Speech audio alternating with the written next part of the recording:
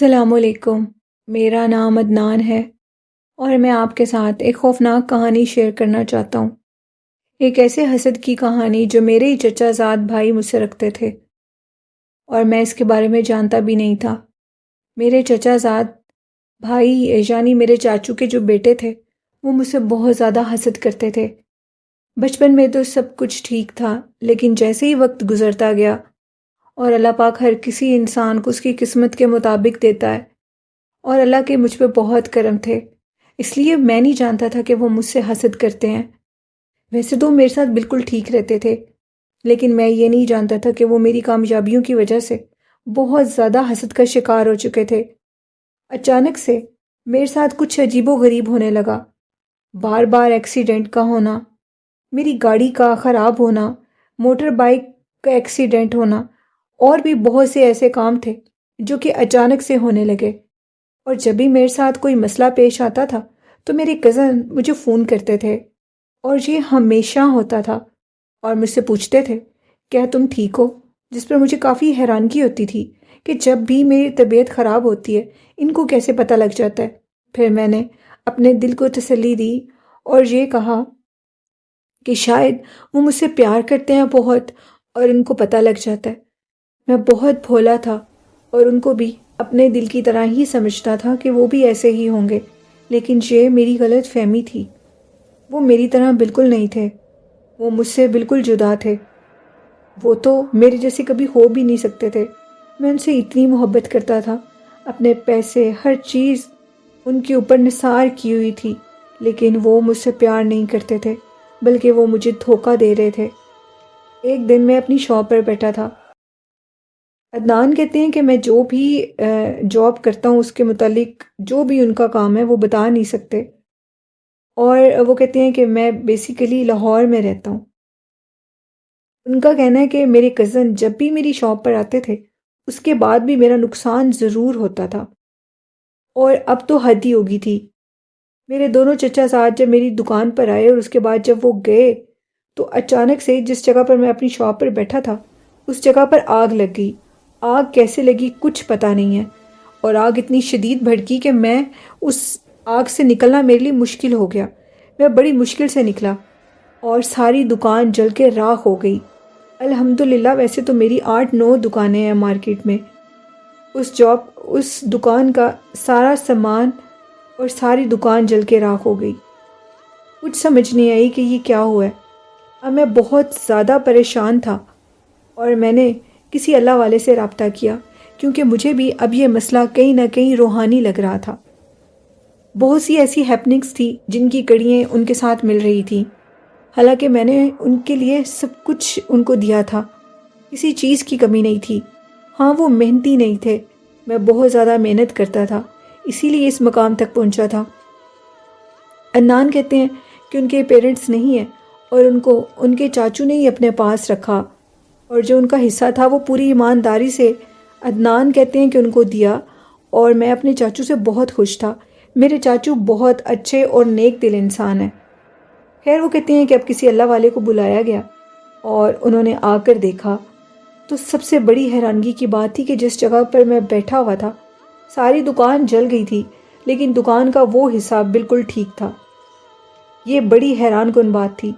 باقی بھی جو مارکیٹ کے لوگ تھے وہ بھی اس چیز کو دیکھ کر کافی حیران ہوئے۔ خیر وہ اللہ والے آئے، انہوں نے اس دکان کو دیکھا، اور جس جگہ میں بیٹھا تھا اس جگہ سے کارپیٹ بھی نہیں جلا تھا۔ انہوں نے اس جگہ سے اس کارپیٹ کو ہٹایا تو اس کے نیچے تویزات تھے۔ ایک دفعہ تو میں حیران رہ گیا، یہ تویزات کہاں سے آئے ہیں؟ ان اللہ والوں نے میرے سے پوچھا کہ تمہاری دکان صبح کون کھولتا ہے؟ جس پر میں نے کہا کہ میرے دونوں کزن کھولتے ہیں، وہی کزن جو میری شاپ پر آئے تھے تھوڑی دیر پہلے۔ انہوں نے کہا کہ یہی تو تمہیں بتانا چاہتے ہیں کہ تمہارے اوپر شدید کالا جادو ہو رہا ہے۔ وہ صبح جب تمہاری دکان کھول کر گئے تو انہوں نے تمہاری اس جگہ پر تعویذ رکھ دیے تھے تاکہ تمہیں کوئی جانی نقصان ہو۔ اللہ نے تمہیں تو بچا لیا، لیکن مالی نقصان ہو گیا۔ جان سے بہتر ہے کہ مالی نقصان ہو جائے۔ اب مجھے سمجھ آ رہی تھی کہیں نہ کہیں، کیونکہ مجھے اب سمجھ یہ آ رہی تھی کہ وہ مجھ سے جیلس ہیں۔ ان کی بہت سی باتیں بھی بدل گئی تھیں۔ انہوں نے کہا کہ تم نے ان کو یہ شو آف نہیں کروانا کہ یہ تم پر تعویذ کرتے ہیں۔ اگر تم یہ شو کرواؤ گے تو وہ تمہارے اور دشمن بن جائیں گے، بلکہ تم خاموشی سے ان سے دور ہو جاؤ، ان سے دور ہونے میں ہی عافیت ہے۔ خیر میں اب ان سے دور رہنے لگا، جتنا میں ان سے دور رہتا تھا وہ اتنا ہی میرے قریب ہونے کی کوشش کر رہے تھے۔ سب سے پہلے تو میں نے ان سے اپنی دکان کی چابیاں واپس لیں۔ جب میں نے سب کچھ غور سے دیکھا، سارا کچھ چیک کیا، تو مجھے پتہ لگا کہ انہوں نے بہت سے نقصانات کیے ہوئے تھے، بہت کچھ چوری کر لیا تھا، جس کو وہ خود باہر سے بیچ دیتے تھے، جس کا مجھے علم بھی نہیں تھا۔ شاید انہوں نے میرا دماغ اتنا معاف کر دیا تھا کہ مجھے کچھ سمجھ ہی نہیں آتی تھی کہ میں نے کیا کرنا ہے۔ خیر وہ کہتی ہیں کہ اس کے بعد، وہ سب کچھ ہونے کے بعد، وہ کہتے ہیں کہ وہ اب میرے پیچھے پیچھے ہوتے تھے اور میں ان سے بات نہیں کرتا تھا، میں ان کو کچھ جتانا نہیں چاہتا تھا۔ وہ کہتے ہیں کہ میں زیادہ دیر تو اپنے پیٹ میں بات نہیں رکھ سکتا تھا، میرا دل تھا کہ میں ان کو جتاؤں، کیونکہ اگر کسی سے ناراضگی ہو تو اس کو بتانا چاہیے، نہیں تو اس طرح رشتے خراب ہو جاتے ہیں۔ رشتہ تو خراب ہو چکا تھا ان کی غلط حرکتوں کی وجہ سے، اب وہ اس حد تک بڑھ چکے تھے کہ وہ مجھے جانی نقصان دینا چاہتے تھے اور میری ہر چیز کا مالک بننا چاہتے تھے۔ ان کے پاس بھی اللہ کا دیا ہوا سب کچھ تھا، لیکن اس کے باوجود وہ مجھ سے بہت حسد کرتے تھے، کیونکہ وہ خود بہت زیادہ نکمے اور بیکار تھے، وہ کسی کام کو ہاتھ نہیں لگاتے تھے۔ خیر اب ان کی حرکتیں پھر بڑھنے لگیں، وہ مجھ سے اتنا حسد کرنے لگے تھے کہ وہ میرے خلاف ہر جگہ پر باتیں کرتے تھے۔ میں نے سوچا کہ اب مجھے ان سے بات کرنی چاہیے، کیونکہ چاچو تو آلریڈی بہت بوڑھے تھے، میں ان کو کوئی تکلیف نہیں دینا چاہتا تھا۔ میں ایک پڑھا لکھا سلجھا ہوا لڑکا ہوں، مجھے بڑوں کے احترام کا بخوبی پتہ ہے۔ میں نے اپنے ایک دوست کے تھرو، جو ہم لوگوں کا کمبائن فرینڈ تھا، اس کو بلایا، جو ہمارے سارے معاملات کو جانتا تھا، اور اس کے ساتھ ساری بات ڈسکس کی اور کہا کہ ان کو میرا پیغام دے دو، میری زندگی سے دور چلے جاؤ، میں اب تم لوگوں کے ساتھ رہنا بھی نہیں چاہتا، ان قریب میں اپنا گھر بھی الگ کر لوں گا۔ انہوں نے اپنا گھر بھی الگ کرنے کی کوشش کی عدنان نے، اور اس کے بعد وہ کہتے ہیں کہ وہ اور زیادہ دشمن بن گئے، اور انہوں نے کہا کہ اب تو ہم کھل کر تمہارے ساتھ دشمنی کریں گے۔ انہوں نے پھر عدنان کے اوپر کالے جادو کا وار کیا، اور اس وار میں ان کی دونوں ٹانگیں کٹ گئیں، یعنی عدنان کی دونوں ٹانگیں ختم ہو گئیں۔ وہ کہتے ہیں کہ ایسی کوئی بیماری ہوئی جس سے ان کی ساری ٹانگیں بلیک ہو گئیں اچانک سے، اور پھر وہ کہتے ہیں کہ وہ معذور ہو گئے۔ انہوں نے اپنی بہن کا بیٹا اپنے پاس رکھا، اور اب وہی ان کے پاس رہتا ہے، اور وہ جو دشمن ہیں وہ ابھی بھی ان پر کالے جادو کا وار کرتے ہیں، صرف عدنان کی اس غلطی کی وجہ سے کہ انہوں نے ان کو شو کروا دیا۔ لیکن اگر ناراضگی شو بھی کروانی ہو تو کسی طریقے سے کرواتے ہیں، یا تو بالکل خاموش نہیں ہوتے، اور اگر شو بھی کرانی ہے تو اتنا کھل کر نہیں کرانا چاہیے کہ اگلا آپ کا دشمن ہی بن جائے۔ اگر کوئی آپ پر تعویذ کرتا ہے تو اس کو یہ شو مت کروائیں کہ آپ کو پتہ لگ گیا کہ وہ تعویذ کرتے ہیں۔ اگر آپ یہ شو کروائیں گے تو اس سے تو وہ زیادہ کریں گے، کیونکہ ان کو یہ پتہ لگ جائے گا کہ جو وار ہم نے کیا ہے اس کا حل تو یہ نکال چکا ہے۔ تو کوشش کریں کہ ایسی باتیں ان لوگوں کے آگے مت کریں جن پر آپ کو شک ہو، کیونکہ انسان کو جب کسی پہ شک ہوتا ہے تو وہ سچ ہی ہوتا ہے، کیونکہ انسان جانتا ہے کہ اگلا انسان کون کیسا ہے ہمارے ساتھ، وہ یہ سب کچھ جانتے ہیں۔ تو خیر یہ سٹوری تھی عدنان کی، جو کہ بہت دکھی حسد کی کہانی تھی۔ انہوں نے جو بتائی، انہوں نے حسد میں آ کر ان کو ختم تو وہ نہیں کر سکے، کیونکہ زندگی موت تو اللہ کے ہاتھ میں ہے۔ تو بڑھتے ہیں آج کی نیکسٹ خوفناک کہانی کی طرف۔ یہ خوفناک کہانی میرے ساتھ سمیرہ نے شیئر کی، اور سمیرہ کہتی ہیں کہ وہ لیا بھکر میں رہتی ہیں، اور ادھر ابھی بھی ریگستان اور اس طرح کی ساری جگہیں ہیں جو کہ کافی پرانی اور بیکورڈ ہیں۔ وہ کہتے ہیں کہ میں ایک ایسی کہانی آپ کو بتاؤں گی جس کو سن کر آپ لوگ حیران رہ جائیں گے۔ ان کا گھر ان کی شادی سے پہلے ان کے شوہر نے جس جگہ پر بنایا وہ ان کی اپنی ہی زمینیں تھیں، اور وہاں پر بہت زیادہ ریت بھی تھی۔ اس ریت کے وہ کہتے ہیں ٹیلے کے اوپر انہوں نے وہ گھر بنایا، اور اس کے بعد گھر کمپلیٹ ہونے میں 1 سال لگا، تب تک ان کا نکاح ہو چکا تھا، اور 1 سال کے بعد ان کی رخصتی تھی۔ کہتی ہیں کہ میں جب اپنے گھر رخصت ہو کر گئی تو میری شوہر کی حرکتیں کچھ نامناسب تھیں، مجھے یوں لگتا تھا کہ جیسے وہ دماغی طور پر بیمار ہوں۔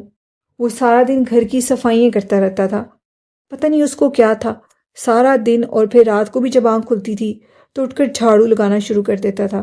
یہ بات مجھے کافی عجیب لگتی تھی۔ ایک نئے دلہے کی زندگی میں شادی کے فوراً بعد صفائی کے علاوہ تو اور کوئی کام ہی نہیں ہے۔ ایسے کیسے ممکن ہو سکتا ہے؟ یہ شخص ایسا کیوں کرتا ہے؟ وہ سارا دن مجھ سے بھی کام کراتا تھا اور خود بھی کام کرتا تھا۔ مجھے اس کے کام کرنے چاہیے کیونکہ میں اس کی بیوی ہوں، مجھے اس کے گھر کی صفائی بھی کرنی چاہیے، لیکن اب معاملات حد سے زیادہ بڑھنے لگے تھے۔ شادی کے 1 ماہ کے اندر ان کا دماغی توازن اس قدر بدلا کہ وہ بالکل ہی کہتے ہیں کہ مینٹلی طور پر اپسیٹ ہو گئے۔ سارا دن وہ گھر میں جھاڑو لگاتے تھے۔ میں نے اپنی ساس سے پوچھا کہ کیا یہ پہلے بھی ایسے تھے، جس پر انہوں نے کہا کہ نہیں، یہ پہلے ایسا نہیں تھا۔ جیسے ہی اس گھر کی تعمیر کا کام شروع ہوا تو میرے بیٹے کی یہ حالت ہو گئی ہے۔ انہوں نے اپنے شوہر کا نام تو نہیں بتایا۔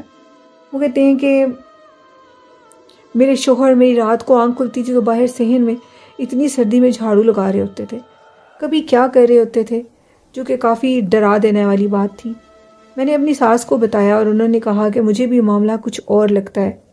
جب سے ان کا بیٹا اس گھر میں آیا ہے وہ نارمل نہیں ہے۔ اب تو میں بھی ان سے بہت زیادہ ڈرنے لگی تھی کیونکہ وہ نارمل نہیں تھے۔ یوں لگ رہا تھا کہ ان کے اوپر پتہ نہیں کتنے بھوتوں کا بسیرا ہو۔ وہ 11 بجے جاگتے تھے رات کے اور باہر صحن میں صفائیاں شروع کر دیتے تھے۔ گھر بہت بڑا تھا، 4 سے 5 کنال میں۔ اس گھر کی صفائیاں کرنا کسی عام اور اکیلے انسان کے بس کی بات نہیں ہے۔ اگر صفائیاں اکیلے بھی کرے کوئی شخص تو تقریباً 2 دن لگیں گے، اس سے بھی زیادہ۔ لیکن وہ تو اب سارا کام اکیلا کر رہے تھے۔ ان کو کسی چیز کی کوئی ہوش نہیں تھی۔ ان کو صرف ایک ہی چیز کی ہوش تھی کہ وہ صفائیاں کرنا چاہتے تھے۔ میری ساس سسر نے کسی اللہ والے کو گھر بلایا اور جیسے ہی وہ گھر میں داخل ہوئے تو ان کو ایک زوردار جھٹکا لگا، اور ان عامل کا کہنا تھا کہ ادھر بہت بھاری جنات رہتے ہیں، وہ تو کسی کو اپنے بیچ میں مداخلت کو برداشت ہی نہیں کرتے۔ تمہارے بیٹے نے یہ گھر کیسے بنا لیا؟ جس پر ہم سب لوگ خاموش تھے، میں بھی سن رہی تھی۔ میری ساس بہت شرمندہ ہو رہی تھی۔ میرا مقصد ان کو شرمندہ کرنا نہیں تھا، بلکہ ان کو سچ بتانا تھا کہ ان کا بیٹا دماغی طور پر بیمار ہو چکا ہے۔ اور وہی بات اس عامل نے بھی کہی۔ عامل نے کہا کہ اب اس کا کوئی حل نہیں ہے۔ اس کے اوپر تقریباً 80 سے زیادہ جنات نے اپنا بسیرا کر لیا ہے، اور اس کی وجہ یہ ہے کہ جس جگہ پر اس نے یہ گھر بنایا ہے، اس جگہ پر ہم لوگ رہا کرتے تھے۔ یہ ہماری رہنے کی جگہ تھی، ہم ادھر ہی سوتے تھے اور ادھر ہی بیٹھ کر باتیں کرتے تھے۔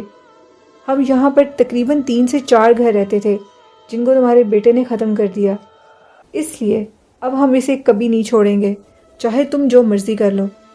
لیکن جو کچھ بھی ہو، اللہ اور اس کے رسول صلی اللہ علیہ وسلم سے تو کوئی بڑا نہیں ہو سکتا۔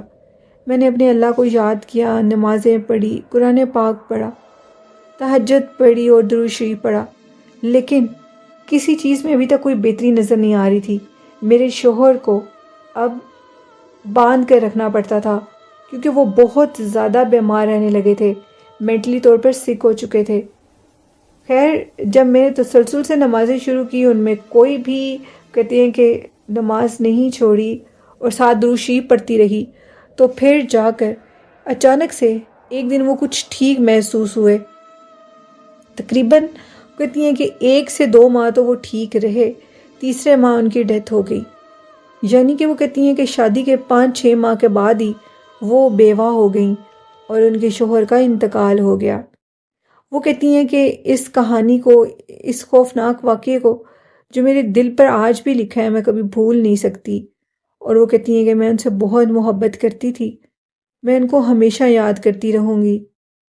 اب وہ کہتی ہیں کہ اس بات کو بھی کافی سال گزر چکے ہیں، 7-8 سال ہو چکے ہیں۔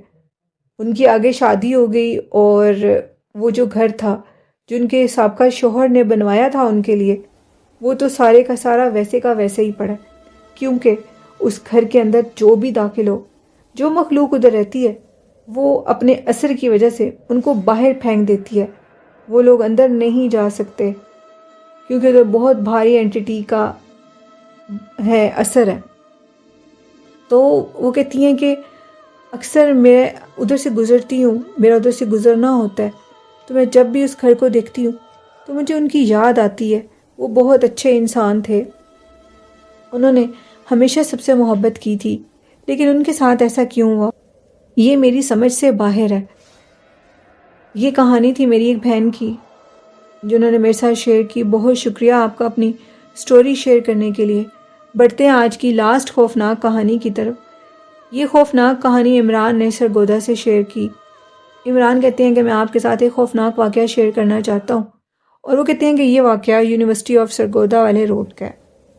ان کا کہنا ہے عمران کے مطابق اس روڈ کے اوپر ایک بہت بڑی بلا کا بسیرا ہے، جہاں پر ایک ایسی آفت رہتی ہے، اگر وہ کسی کو پکڑ لے، یعنی کوئی جلتی ہوئی گاڑی، موٹر سائیکل جو بھی رکشہ، اس کو اگر وہ پکڑ لے تو اس کو چھوڑتی تب ہے جب تک اس کی موت نہ ہو جائے، کیونکہ وہ ایسی مخلوق ہے جب وہ کسی کے سامنے آتی ہے تو اس کا ایکسیڈنٹ ہو جاتا ہے، اور ایکسیڈنٹ بھی اتنا برا ہوتا ہے جس میں بچنے کے امکانات بالکل زیرو ہوتے ہیں۔ وہ کہتے ہیں کہ ان کے ایک دوست تھے جو کہ یونیورسٹی سے رات کے ٹائم آ رہے تھے واپس۔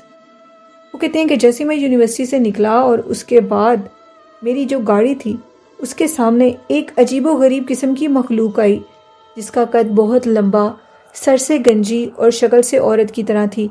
اس نے سفید ساڑی اور ماتھے پر ایک ٹیکا لگایا تھا، سرخ رنگ کا ٹیکا۔ رنگ اتنا کالا تھا کہ دیکھ کر کوئی بھی برداشت نہ کر پائے۔ تقریباً وہ کہتے ہیں کہ رات 12:30 بجے کا ٹائم تھا، اور وہ یونیورسٹی سے واپس آ رہے تھے، اپنے کسی دوست کے پاس گئے ہوئے تھے ملنے کے لیے۔ اور ان کا کہنا ہے کہ اس مخلوق کو دیکھ کر میں اس قدر خوف زدہ ہوا، میری حالت اتنی خراب ہوئی کہ بیان سے باہر ہے۔ کہتے ہیں کہ پتہ نہیں میں نے گاڑی کو کیسے سنبھالا، وہ میری گاڑی کے بالکل آگے آ گئی۔ بچت اس لیے ہوئی کہ ان کی گاڑی میں وہ کہتے ہیں کہ میں نے قرآن پاک رکھا ہوا تھا۔ شاید اگر قرآن پاک نہ ہوتا تو وہ مخلوق مجھے بھاری نقصان دیتی، کیونکہ وہ میری گاڑی کے ساتھ ٹکرانے کی کوشش کر رہی تھی۔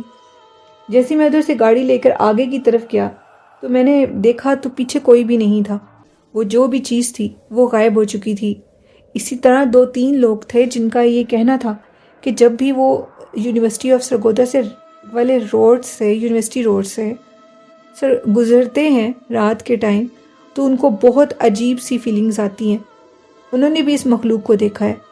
ایک دوست کا کہنا تھا کہ انہوں نے اس مخلوق کو دیکھا، اسی حلیے میں دیکھا، انہی کپڑوں میں دیکھا، لیکن تب وہ سائیکل کے اوپر تھی۔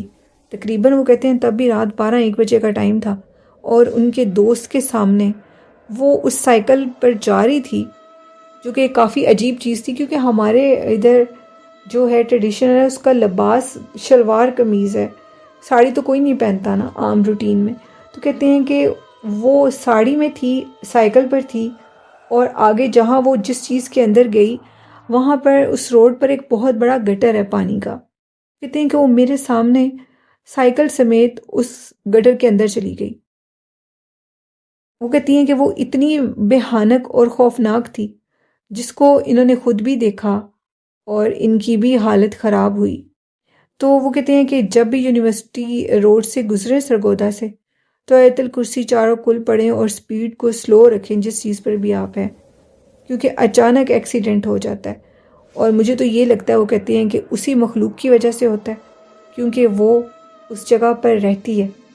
اس کا آج سے ادھر بسیرا نہیں ہے، کتنے سالوں سے ہے، جب سے ہم نے دیکھا کتنے سال گزر گئے ہیں، اور کہ بچپن سے اب تک، اور اس سے پہلے بھی اس مخلوق کے بارے میں مشہور تھا کہ یہ جو یونیورسٹی سرگودا یونیورسٹی ہے اس کے ہاسٹل کی بیک سائڈ پر جو روڈ بنتا ہے ادھر بھی یہ مخلوق اس کا بسیرا ہے، ان کوارٹرز میں یہ رہتی ہے اور رات کے ٹائم نمودار ہوتی ہے۔ تو بالکل ہو سکتا ہے۔ بہت شکریہ آپ کا اپنی سٹوری شیئر کرنے کے لیے۔ تو روڈز پر ایسی چیزیں ہوتی ہیں جو کہ بہت زیادہ اسیب زدہ ہوتی ہیں، تو ایسی جگہوں سے خدا را دیکھ کر گزریں تاکہ یہ آپ کو نقصان نہ دے سکے۔ تو یہ تھی آج کی خوفناک کہانیاں، اور جتنے بھی میرے بہن بھائی اس سٹوری کو سن رہے ہیں، آپ سب لوگ اس سٹوری سے کیا سبق حاصل کرتے ہیں کمنٹ میں ضرور بتایا کریں، اور فضول کی باتوں پر اپنا دماغ کو مت ویسٹ کیا کریں۔ جتنا ہو سکتا ہے اللہ کا ذکر کریں، نیک کام کریں اور درود پاک پڑھیں۔ والدین سے بہت محبت اور پیار کریں، ان کا عزت کریں اور احترام کریں۔ اسی کے ساتھ نیلم کو اجازت دیجیے، اپنا خیال رکھیے گا۔ اللہ حافظ۔